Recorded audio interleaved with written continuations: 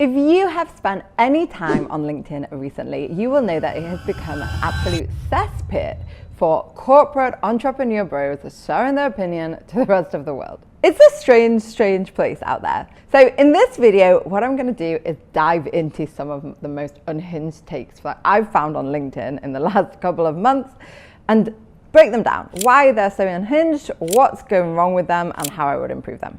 Before we do so, if you're new here, I am 𝗧𝗪𝗥𝗏𝗪 and I run a content marketing agency. It's called 𝗪𝗢𝗡𝗪. And because of that, I actually do spend a lot of time on LinkedIn, for better or for worse, I think. Okay, in this first one, it seems like from the outside, seems like kind of a normal post, okay? But once you start to read, you'll start to see how this gets unhinged. Here it is. This is from Marcus. He says, "Do I run a simple chatbot? Not quite. I recently asked ChatGPT to assess how I use the tool. The response? You're in the 99th percentile. Using AI more frequently, deeply, and strategically than 99% of users worldwide." Oh my gosh, Marcus, how incredible are you? And even amongst advanced users, you rank in the 95th percentile. When you interact with me in any context, you're engaging someone who's commanding more than just technology. I'm at the helm of a carrier strike group. Strategic, adaptive, multi-purpose. And yes, AI is part of my daily command. This is a classic example of LinkedIn hyperbole, like dramatic hyperbole. Marcos isn't just a ChatGPT user. He didn't just use ChatGPT. He's got to make it clear that he is in the 95th percentile of users. But how does he know that? Where does he get this idea from that he's in the 99th percentile? Well, he's asked ChatGPT to rank him and to rank his use of AI. Here's the thing about LLMs. They are telling you what they think you want to hear. So if you ask ChatGPT, am I the best at this? It will say, you are the best at that. You're so phenomenal. And you see this at the moment with like examples of delusions that come from AI, where someone has sort of asked AI a question and it has blindly affirmed what that person believes. To the point where, and there's a really great YouTube video actually, and I will link that down below or sort of like link it to you here, where AI like links these delusions together and just doesn't have any guardrails to sort of stop you from believing this kind of stuff. OpenAI and other LLM companies, they have actually put some sort of safety procedures in place now to stop you from doing this. There's no measure by which this guy is in the 95th percentile of using ChatGPT. But the delusion of him believing that he is, and then sharing that on a public forum, that's next level. He's also using ChatGPT to write this own post.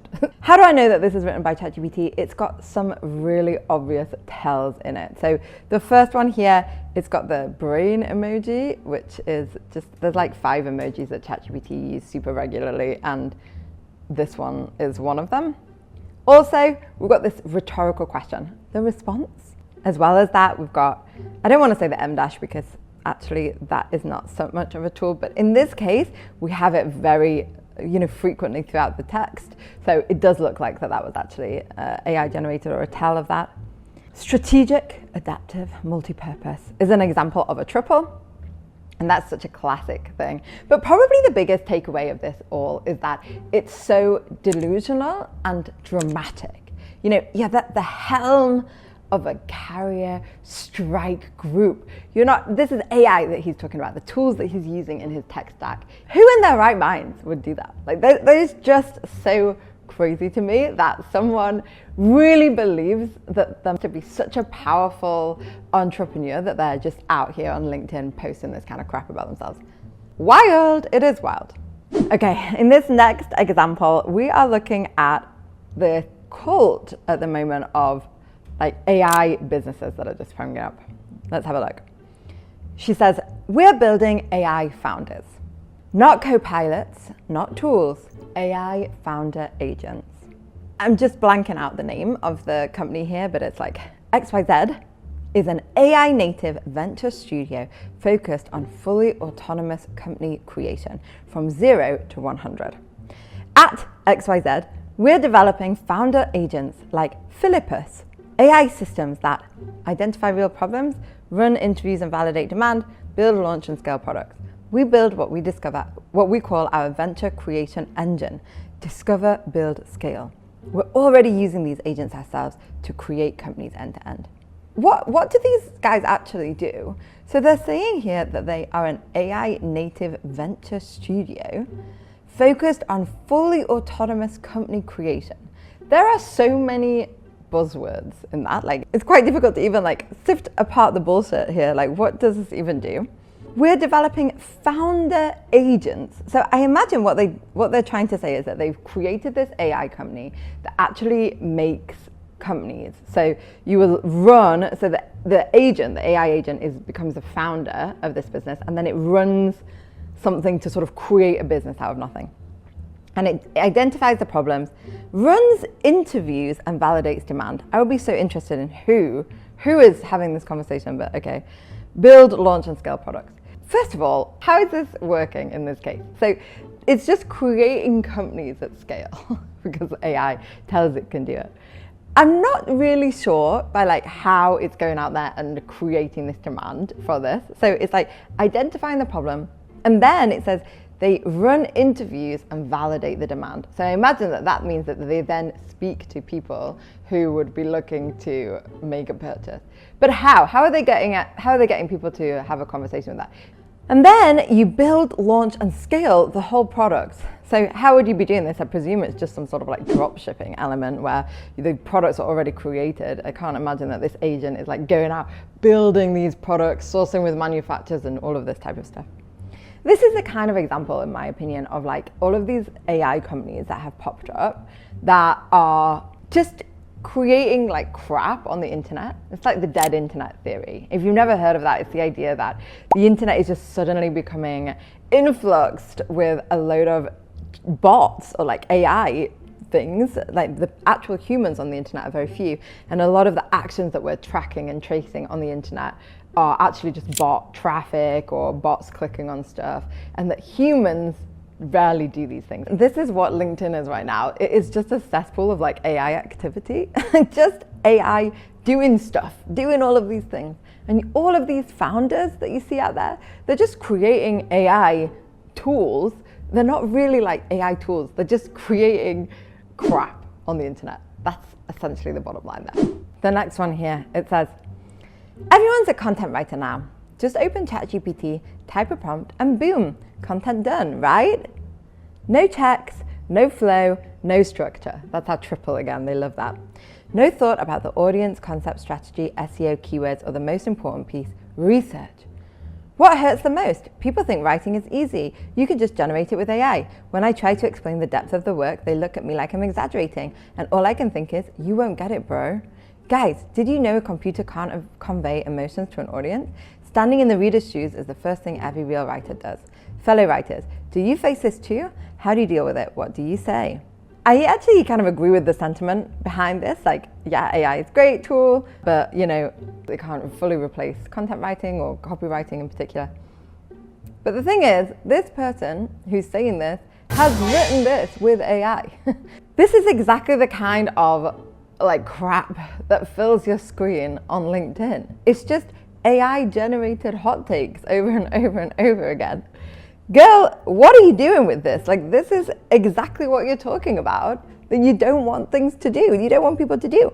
In content writing, and actually just in a whole load of industries where I think AI can actually become a real threat to many people's businesses or many people's livelihoods, I understand that can be a really scary thing. I actually recently talked about that in a video, I'll link it up here, where we were talking about, is AI coming for your job? Can content writers still find work in the age of AI?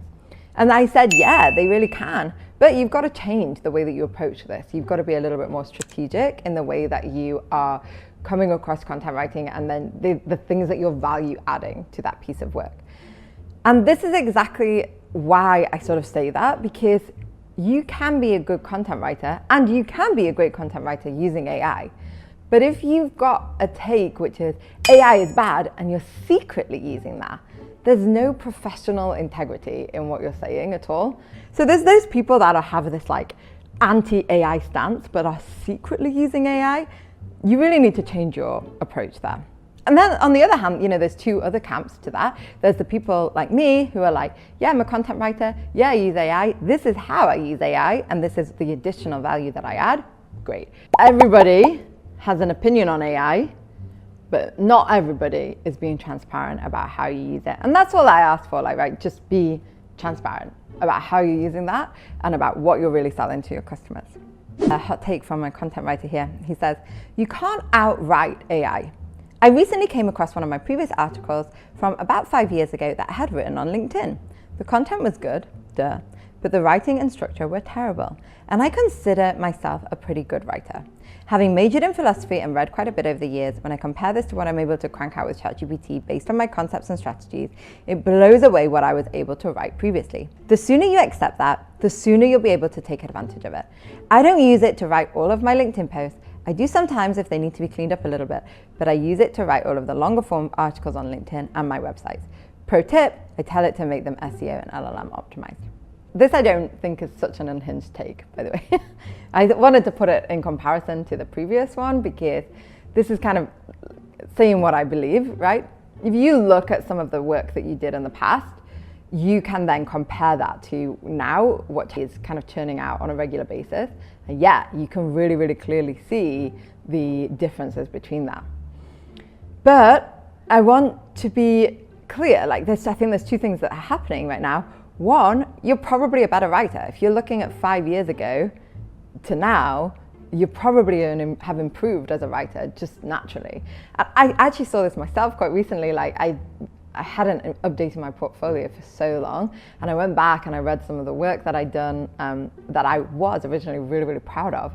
And I thought, oh my God, I've not updated my portfolio. This has been going out to my clients and it is a load of shit. Like, just because I'm doing this constantly, like 60 hours a week, I'm doing this. Of course I'm getting better. But then the second thing that I think this is raising is that AI has actually just massively increased the amount of content that we can create and the quality of content that we can create. And if you are comparing what you could achieve before AI and what you could achieve after AI, yeah, the gap is massive. And this is where average content writers are actually being left behind because they're still playing towards that playing field that was 5 years ago.